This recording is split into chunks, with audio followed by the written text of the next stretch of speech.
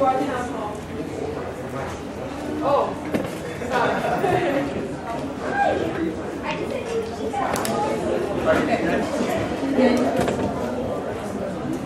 All right, so we're going to get into the nitty-gritty for our town hall. So for those of you that have not been to a town hall yet, a town hall is a way for all EOF students to get together, learn about what's going on currently in EOF, university-wide, important announcements, and for you to stay informed on what's going on. It's more effective than just sending out an email, because normally when we send out emails, you may gaze through it and not really get the full effect. So we want to get everybody together so you have the opportunity to ask questions and get to see each other as well, because that's important. So, funding policy. So we've been trying to tell you about our new funding policy, which is new but not new, that is we're rolling out fall and currently spring. So you all know how many meetings you have to make. 2 EOF meetings, right? With your counselor. You all know you also have to attend 2 EOF events. This counts as one event. So you've already checked that one box off. Now the EOF policy clarifies that your first event and your first meeting with your counselor must be within 60 days of the start of the semester. Okay?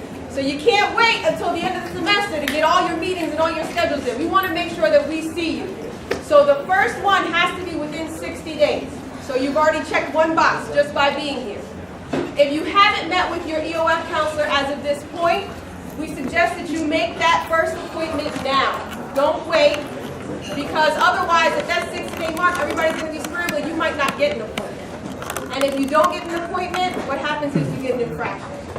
So you want to make sure that you get your first appointment in within the first 60 days of the start of the semester.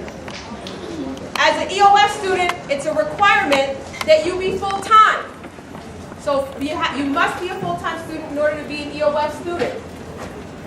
If something happens which causes you to drop below full-time, reach out to your EOF counselor ASAP. So, university-wide, there's a 2.0 GPA in order to be in good academic standing. For RBS, there is an exception. That's a 2.5 GPA in order to be in good academic standing. There are some majors that require you to have a higher GPA, but as a general rule, you want to be above a 2.0. That's super important. Now, as EOF students, we don't want you to have the minimum. We want to make sure that you guys are going above and beyond. And so we start monitoring you and you get into an intervention zone when you go below a 2.39. That's for term or Q. So anytime you go below a 2.39, we're going to reach out to you, and it's required that you come and see us to develop an academic plan with you so that we can make sure that you're continuing to improve your GPA.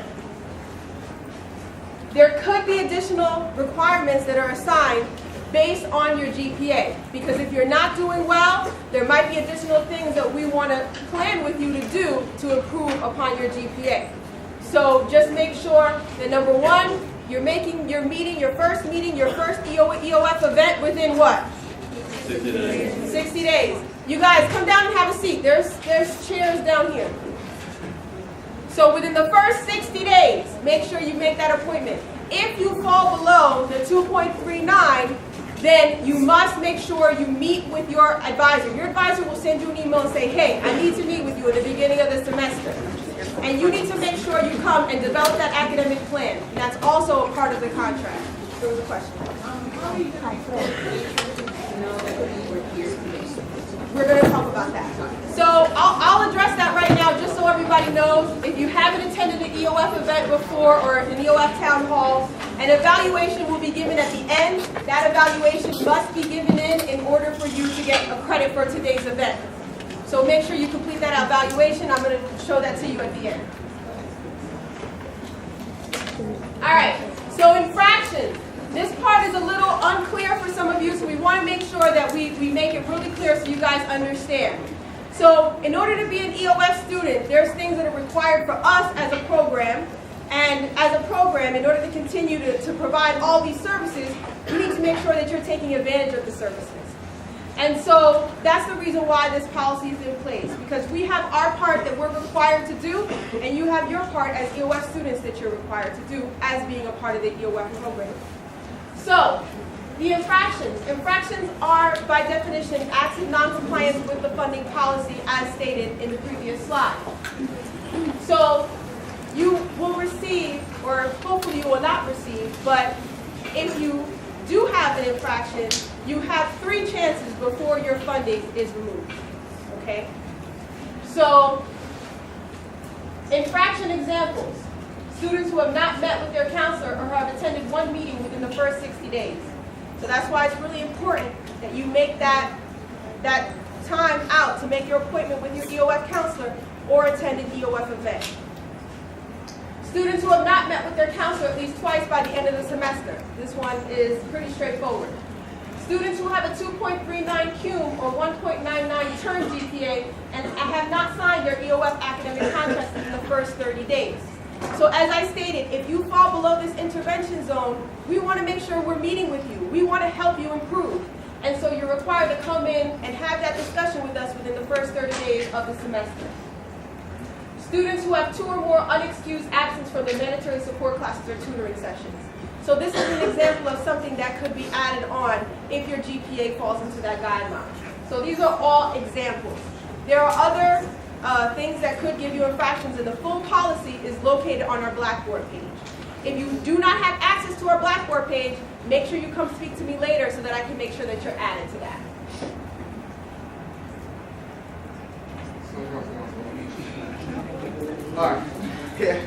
All right, financial aid. So this is going to be quick. How many of you guys have not completed your FAFSA yet?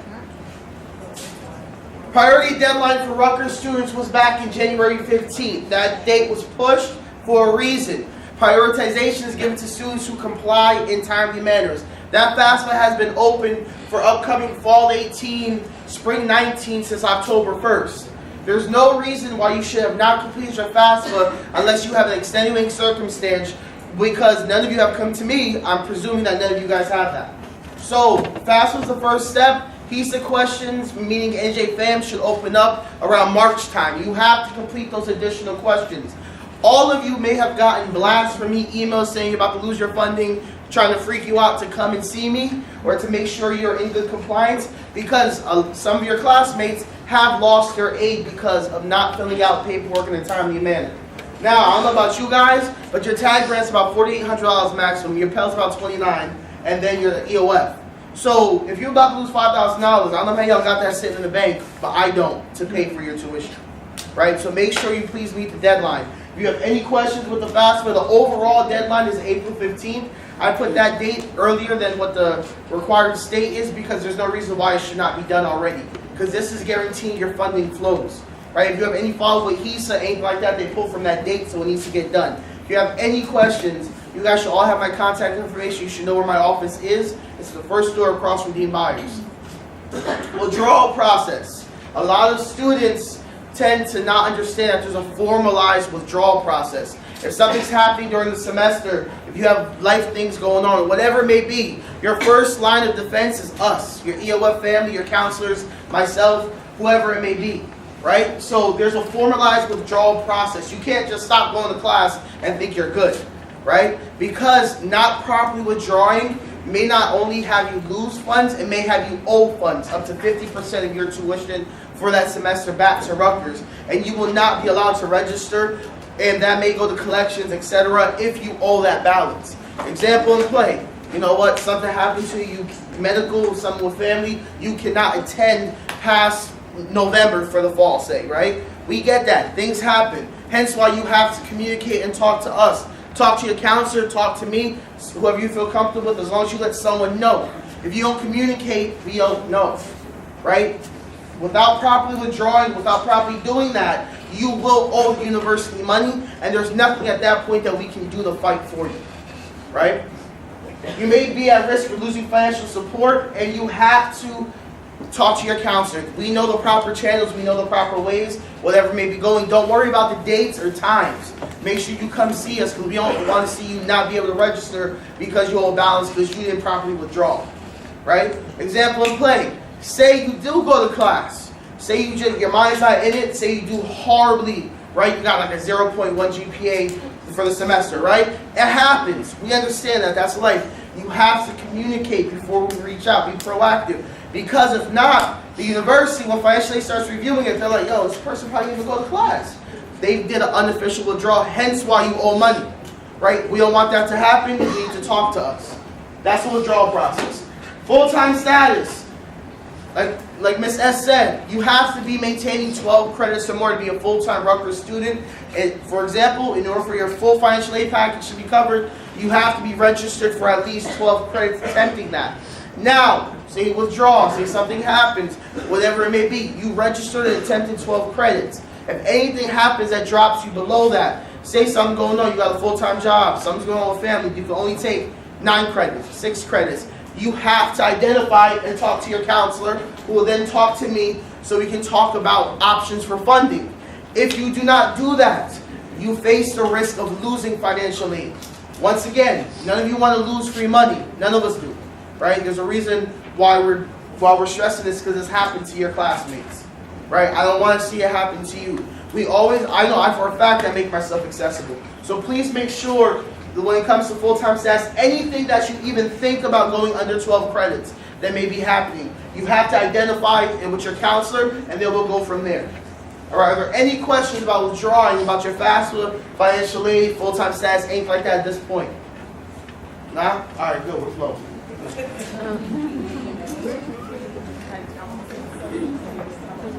Milton.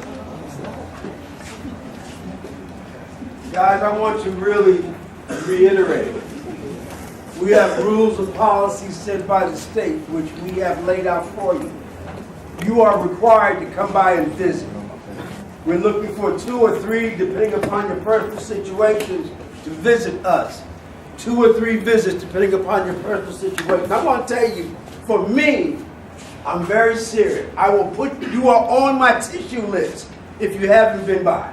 Do you understand what I say, my tissue list? I'm not talking about crime.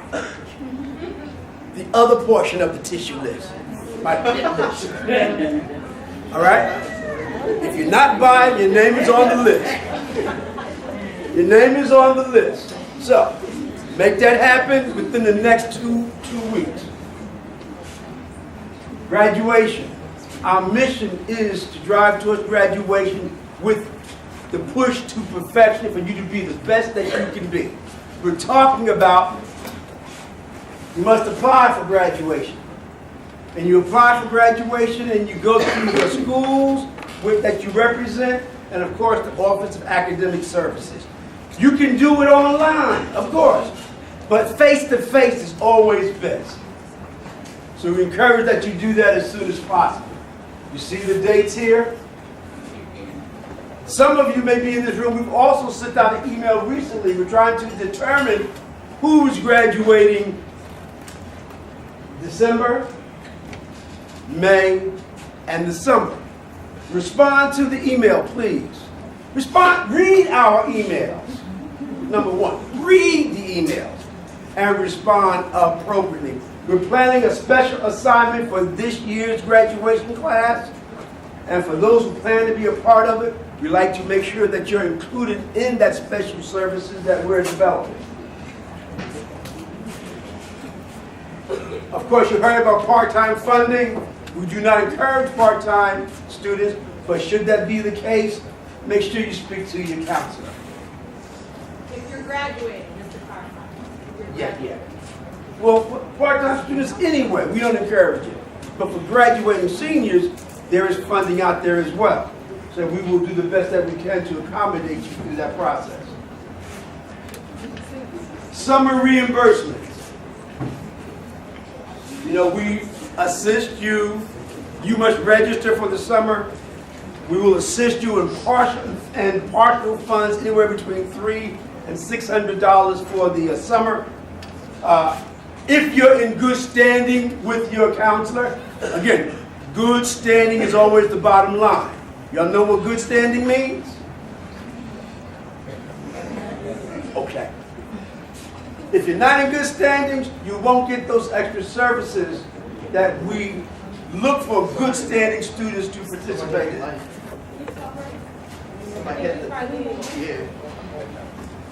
I think, and the EOF, we have our senior award ceremony every May for our graduating seniors. We invite you, your family, 2 or 3 guests to come out and celebrate this time. So graduating seniors, we're asking that you, again, push to perfection, make this your best year ever, and be aware, be at our senior award ceremony on May 10th. More information will be coming out around that. Okay? Questions? Cool.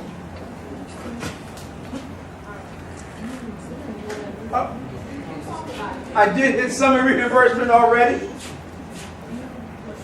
Guys, you can, besides reading your emails, you always visit our website for additional information. Seniors, you get full funding if you're in good standings.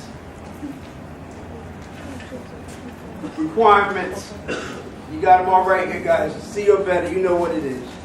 In order to get the credit from your program, you got to have a C or better. Watch your emails. Read your emails. All right, so our spring events. So we are having to complete your FAFSA program.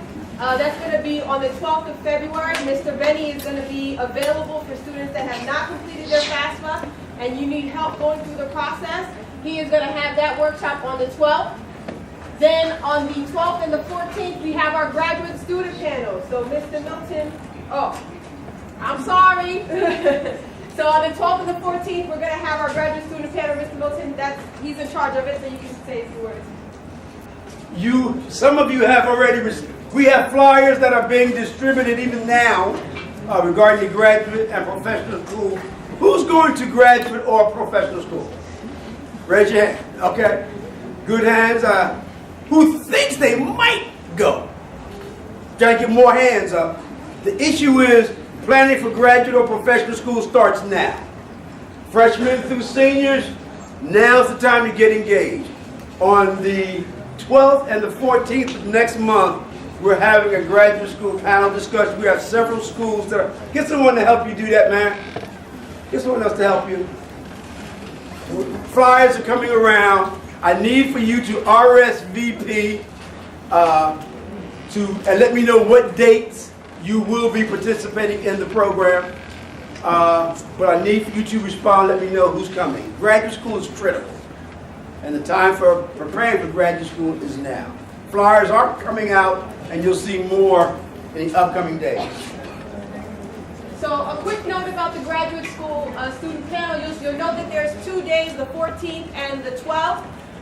There are different schools which are going to participate in either day, so both dates are not identical. So if you're interested in a certain field, you would want to pay attention to which day they're going to go so that you can go on that day. On the 28th, confirming or finding your major choice. So this workshop is intended for students that may be a little uncertain about what major they want to choose or have not found a major yet. So this workshop is going to be a guide to researching and figuring out, okay, what do I want my major to be? How can I narrow things down? So that one is going to be on the 28th of February. Then in March, we're going to have our second town hall.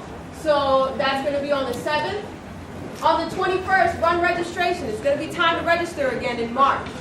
So for those of you that are new to the process and want to know more about Degree Navigator, Course Schedule Planner, WebReg, how to work everything, how to choose what requirements you've met, what you still need to take, that workshop is going to help you through that process. So that's geared for our new students. Then we have on the 28th, Are You Tailored for Success? So Are You Tailored for Success is going to be a 2-part workshop. The first part is going to be in March. The second part is going to be in April during our first Gen Week.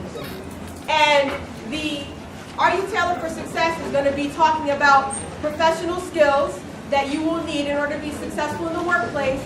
And there's also going to be a second portion where you're going to be able to come and get a free suit or free professional clothing. So the part 1, as I said, is going to be in March. Part 2 is going to be in April. Going to April, we're going to have our first ever First Gen Week. So we want to celebrate you. As first generation college students, you know, it's very, we want to show that you are accomplished and that you deserve everything that you do because you're here. You're here and you're trying to do better. You're trying to achieve your degree. And so this week is about celebrating first generation students. So we're going to have different events. Some are going to have, we're going to have alumni come back and talk to you on certain events. And there's going to be some giveaways and things. So we're going to give you more information about that coming in April. And then in May, we have our senior award ceremony. So this is for our graduating seniors. So stay tuned. We're going to save the date, but so you know, on the 10th of May is our senior awards. So we have an opportunity spotlight. So we wanted to highlight some opportunities that are available to you so that you take advantage of them. As students here, it's one thing to go to class and then go home, go to class and go home, and all you get out of the college experience is what you learn in the classroom. But college is about more than that, right? This college experience teaches you in different ways. One way is what you learn in the classroom. Another way is the practical skills that you learn outside of the classroom. And these opportunities that are available to you are only available to you as undergraduate students. So it's important that you seek out opportunities that are going to develop you as students, as professionals, so that you can graduate saying that you accomplished more than just what you learned in the classroom. So, can you guys keep it down over here in this corner? Thank you. So, one opportunity that we want to spotlight is our McNair Fellowship. So, who's heard of the McNair Scholars? Okay, a couple of you. So, this is intended for students that are intending on going on and getting your PhD. It's a brand new program that we brought to Rutgers University, and we are accepting applications to be a McNair Scholar right now. When you are a McNair Scholarship, there's a stipend associated with that. There's resources. You guys get to visit a whole bunch of different schools and go on graduate school trips. So it's a really exciting program that we want you guys to take advantage of. So if you're interested in it, I'm going to show you guys how to get more information on all of these programs at the end. So America Needs You. So America Needs You is a fellowship available for first-year students. It's all about career preparation. It's for any major. So if you are interested in learning more about this fellowship, I'm going to show you guys where to get information. The Atlantis Project Fellowship. This is one that it's residential, so you are going to Europe and South America to experience medical school preparation programs for those that are interested in medical school. So you're going to be working, shadowing doctors in either Europe or South America. There are scholarships available. So one thing let's go back to money. So McNair Scott Fellowship, you get a stipend for that. America Needs You, you also get a stipend for that. The Atlantis Project Fellowship, you don't get a stipend, but they do have scholarships available because obviously you're going overseas. So there is a financial component as a part of that. But there are scholarships available, and you can work with them to kind of figure out what will be your responsibility, and you can work with us to figure out, okay, how can I cover whatever cost it is. The Summer Institute for Pre-Legal Studies. This one is for juniors and seniors. It's a residential law school preparation program. They have it every summer at Seton Hall, and it is free for EOF students. Okay, it's a 6-week program. They prepare you on LSATs, there is LSAT preparation. They give you different like mini courses on different law-related subjects, and they're all taught by lawyers and judges. So it's an excellent program, and as I said, it's free for EOF students. The Haku National Internship Program. This is available for sophomores on up, and it is a residential program to work for federal agencies in DC. So it's really open to all majors. There's a lot of different federal agencies, and you could be doing a lot of different things. So if you're interested in that, the applications for all of these are available right now. So get your phones out. Everybody get your phones out. So if you are already if you're already following us on Instagram, our Instagram is EOF.RUN. If you are not following us on Instagram, please follow us, EOF.RUN. On our bio is the link to the full list of all the opportunities that are available to you as an EOF student and as an undergraduate student. So we want to make sure that you are, number one, follow us, because we send out information about things going on with EOF and university-wide that we think EOF students should know about. And we also send out all of this information that we usually give to you, we blast it out through the Instagram. This full list is also available to you of our internships and opportunities, is available through the Blackboard page. So if you are not on Blackboard, please come speak to me afterwards. It shows up under my organization's, the EOF Blackboard. At this point, you can go ahead and do the evaluation. We are right on time. tinyurl.com/EOF for Town Hall 129. It says it hasn't started yet. You have to start. Okay, give me a second. Let me put it to work. Hold on.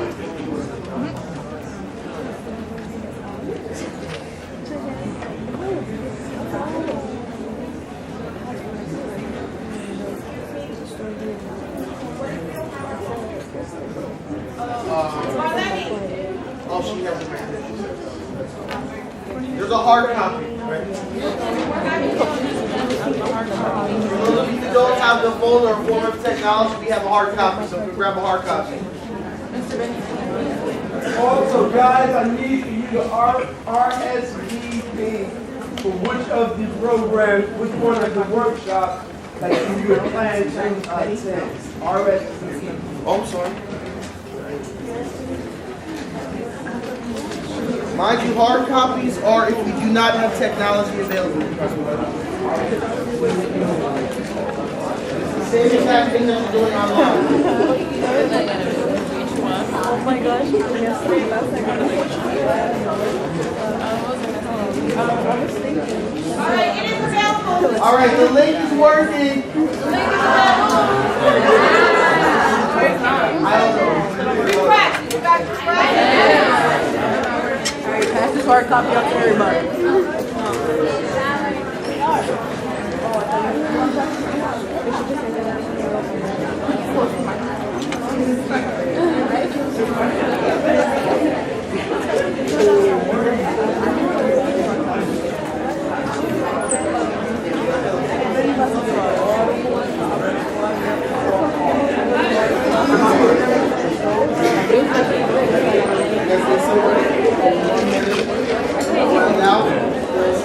Guys, we do not have enough copies for everybody in this room, so please try again. It's not working.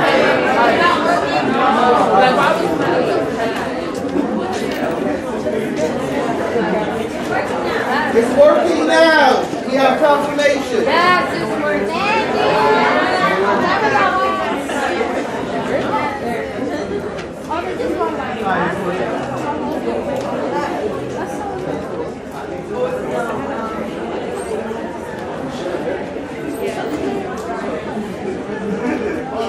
You don't like